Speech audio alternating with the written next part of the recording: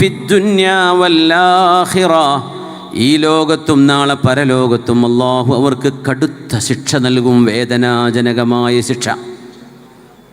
കാരണം ഇത് മുഅ്മിനീങ്ങളുടെ മനസ്സിനെ വേദനിപ്പിക്കുന്നതാണ്. ഒരു മുഅ്മിനായ മനുഷ്യനെ വേദനിപ്പിക്കുന്നത് അല്ലാഹുവിൻ്റെ അർശ് പോലും വിറക്കാൻ കാരണമാണ്.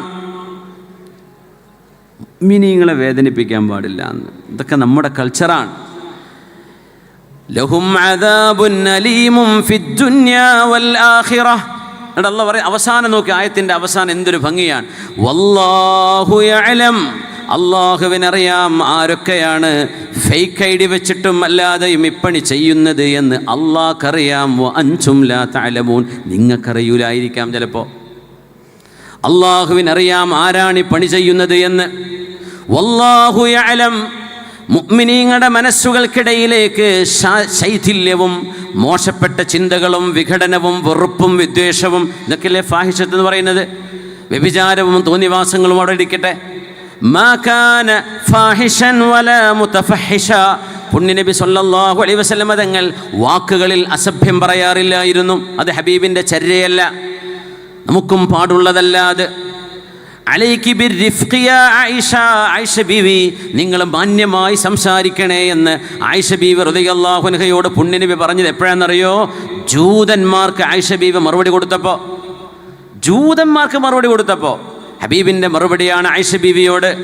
സംഭവം അറിയാലോ, അസ്സലാമു അലൈക്കും. നബിയോട് ജൂതന്മാർക്കൊരു പ്രത്യേക സലാമുണ്ട്, അസ്സലാമു അലൈക്കും, അസ്സാം അൽ മൗത്ത്. അസ്സലാമു അലൈക്കും നമ്മൾ വിചാരിക്കുമല്ലോ അസ്സലാമു അലൈക്കും പറയണത്. ദേശീയരോടൊക്കെ പറയാൻ പറ്റും തോന്നിപ്പോ, പറയണ്ടേ, പറയരുതേ. അല്ലാഹ് അസ്സലാമു അലൈക്കും എന്നാ തോന്നിപ്പോവുക. അപ്പോൾ തങ്ങൾ വഅലൈക്കും എന്ന് പറഞ്ഞു. ആയിഷ ബീവി റളിയല്ലാഹു അൻഹയും നബിതങ്ങളും നടന്നു പോകുന്നു. ഒരു സംഘം ജൂതന്മാർ ഇങ്ങനെ സൈഡിൽ കൂടെ കടന്നു പോകുന്നുണ്ട് മദീനയിൽ. അപ്പോൾ ഒരു അസ്സലാമു അലൈക്കും, നബിതങ്ങൾ വഅലൈക്കും. അതിൽ ആയിഷ ബീവി റളിയല്ലാഹു അൻഹ വിചാരിച്ചത് അവർ പറഞ്ഞത് അസ്സാമു എന്നത് അസ്സലാമു എന്നായിരിക്കും നബി കേട്ടിട്ടുണ്ടാവുക, നബിക്ക് മനസ്സിലായിട്ടുണ്ടാവില്ല. ആയിഷ ബീവി വഅലൈക്കുമുസ്സലാമു വല്ലഅന വഗളിബല്ലാഹു അലൈക്കും അലൈകി ബിർരിഫ്ഖി യാ ആയിഷ. എന്തായി പറയണത്? നിങ്ങൾക്ക് നാശവും മരണവും നഷ്ടവും അള്ളാഹിൻ്റെ കോപവും ദേഷ്യവും നിങ്ങൾക്കുണ്ടാവട്ടെ എന്ന് ആയിഷ ബീവി പറയുമ്പോൾ അലൈകി ബിർരിഫ്ഖ്.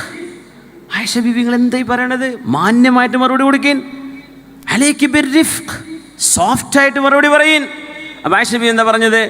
അമാ സമിഅത മാ ഖാലൂ യാ റസൂലല്ലാഹ്, നബിയെ അവരെന്താണ് അങ്ങയോട് പറഞ്ഞത് എന്നങ്ങ് കേട്ടോ?